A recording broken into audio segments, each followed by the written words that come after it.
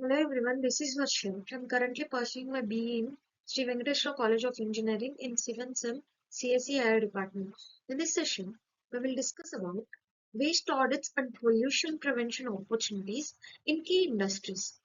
Like in this session, we will discuss the crucial role of waste audits in identifying pollution prevention opportunities across key industries like textile industry, sugar industry, pulp and paper industry, tanning industry, and also in electroplating. Let us discuss all these in this video. Firstly, introduction to waste audits. Let us see the definition and importance of the waste audits. Waste audits are the systematic assessments that analyze the types, quantities, and sources of waste generated by a company. The crucial benefits of these waste audits are they identify the opportunities for pollution prevention and also cost reduction, so resource optimization and regularity compliance. Next, firstly, let us see with the textile industry, the waste streams and pollution challenges like wastewater, textile dyeing and finishing process release significant quantities of colored water, toxic chemicals, and heavy metals. Fabric waste. The industry generates substantial fabric scraps, leftover threads, and textile byproducts, leading to landfill accumulation. And it also causes air pollution because the emissions from dyeing, printing, textile processing is very harmful to the air and health concerns in surrounding environment. These are all the waste streams and pollution challenges that comes from the textile industries. Next, the opportunity for pollution prevention in textile manufacturing. So what are the opportunities that we have to take to reduce this pollution is first one is water conservation. We can implement the water efficient dyeing and finishing processes. We can use the recycled water and adopt closed loop systems. Next one is waste reduction.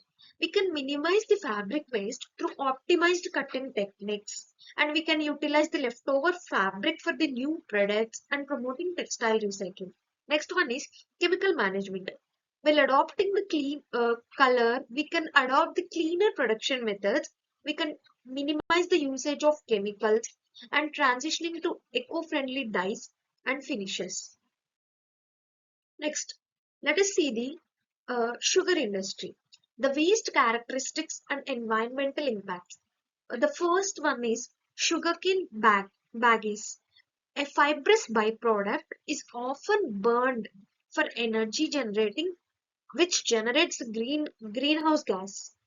Next one is a scrub byproduct, which can be used for animal feed, but its overproduction can lead to water pollution. The next one is the wastewater from sugar mills is often very polluted. These are all the waste characteristics that are produced from the sugar industry. Uh, how to mitigate this pollution in sugar production processes? First one is sustainable sugarcane cultivation. We have to promote sustainable farming practices that reduce fertilizers and pesticide use, minimizing soil erosion and water contamination. Next one is waste management solution.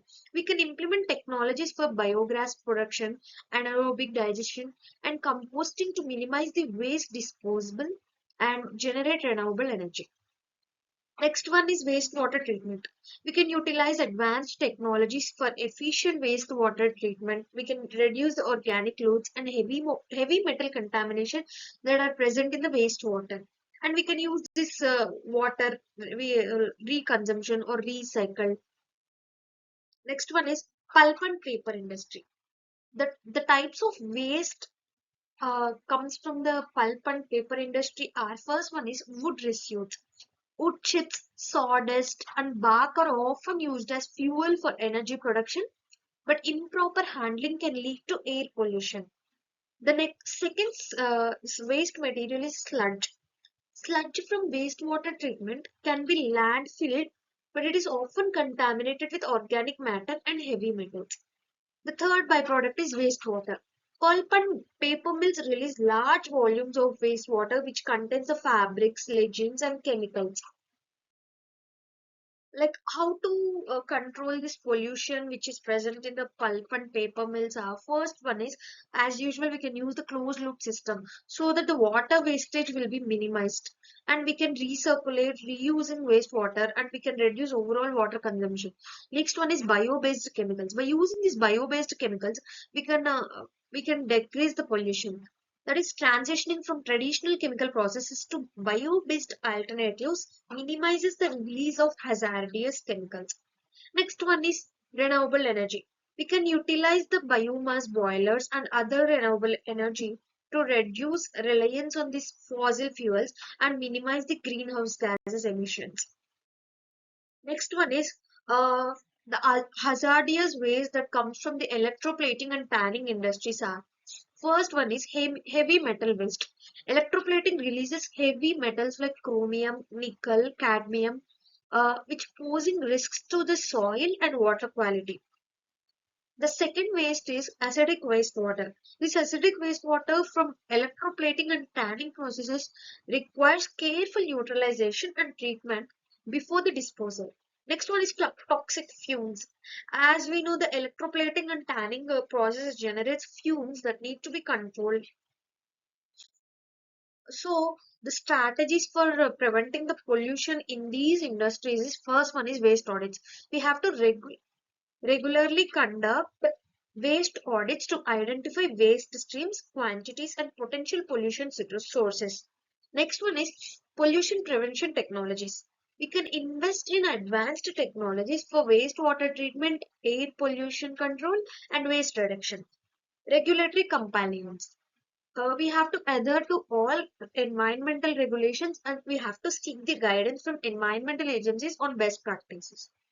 Next one is stakeholder engagement. We have to collaborate with the stakeholders, including the government agencies, communities, and the industry peers to promote this sustainability.